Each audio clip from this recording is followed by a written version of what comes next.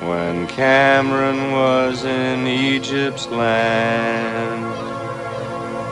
Let my Cameron go.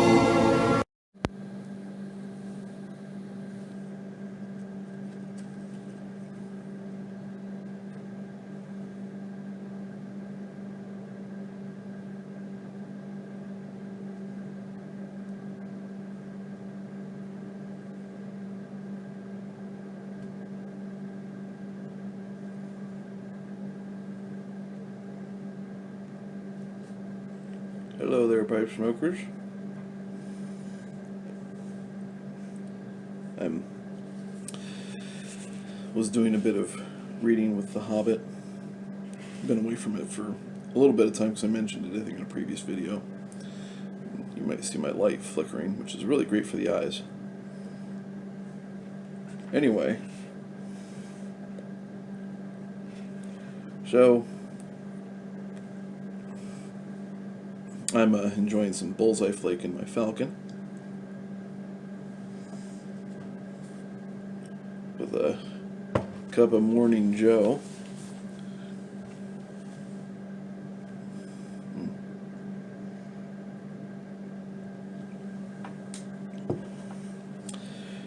Been a few days since I've had a pipe because I've been battling some tongue bite, which is a lot of fun.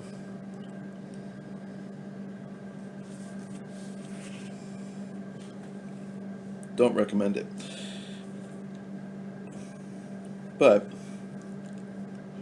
in any case, I've been here in my garage reading, and I came across this passage.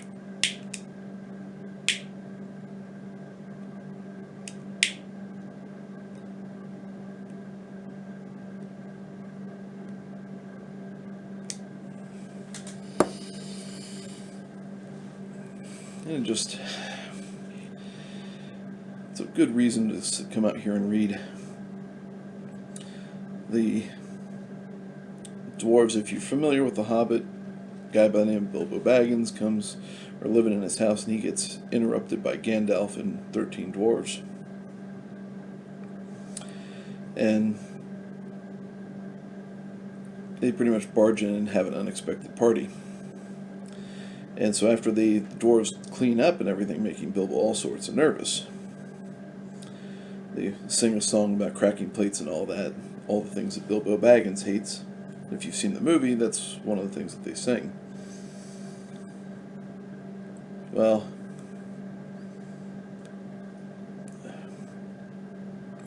they get done singing, and Tolkien writes, and of course they did none of these dreadful things, and everything was cleaned and put away as safe and as quick as lightning, while the Hobbit was turning round and round in the middle of the kitchen trying to see what they were doing.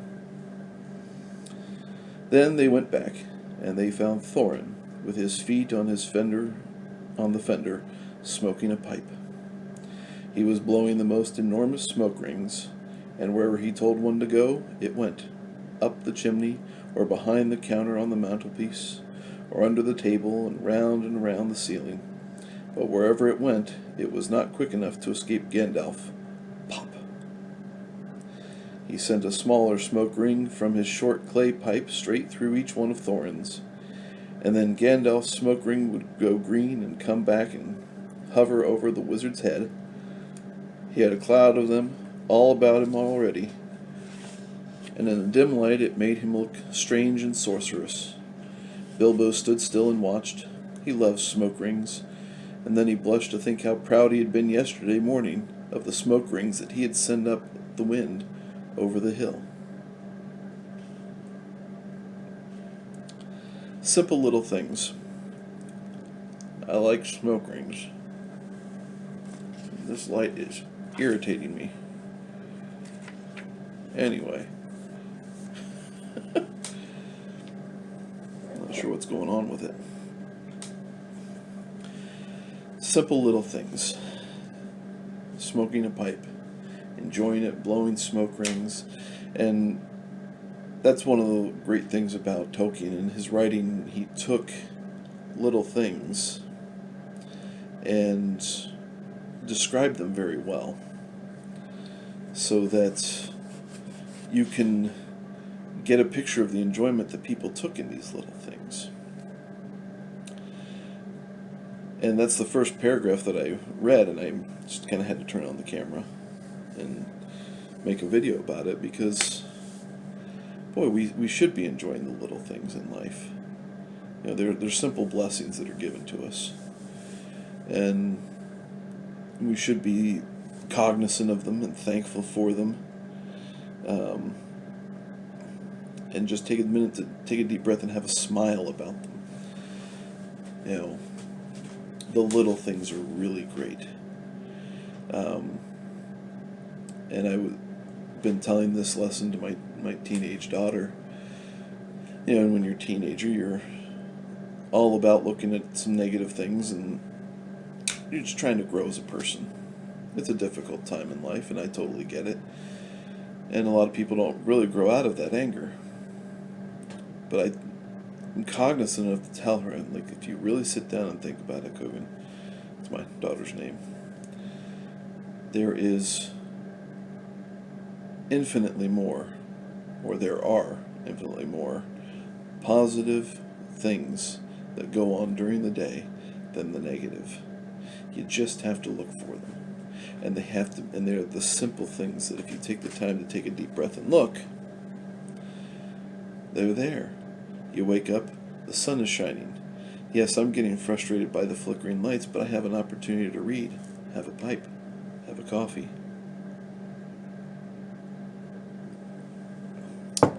That's three things capitalizing over the one thing. You know, the fact that I'm sitting out here in a garage without a coat. Two more things that capitalize on the one bothersome thing. Infinitely more and more things are always going to be better than the big negative things that happen during the course of the day. And we can even see the positive things out of the negative things. You know, how are those things going to make you grow as a person? Overcoming those negative things are infinitely better lessons than sitting there and just dwelling on the negative. What a blessing it is to have all those difficulties, to have an opportunity to grow as an individual and continue in growth. You know, I'm in my 40s now, and I'm not the person that I want to be. And I'm not the person that I'm going to end up being by the time the Lord takes me home. And I'm thankful for that. That's a blessing, knowing that He's going to work in me to become a different person. So, in any case, short little video, simple little thing. It's all about looking at everything with a smile on your face. And it may be a repetitive thing. I don't know if I've really talked in depth about it before because my memory's short and I'm kind of stupid. But in any case, there's always room to count your blessings. There's always room then to look at those blessings and be thankful for them. And to understand that amidst all of it, there's grace and peace to you.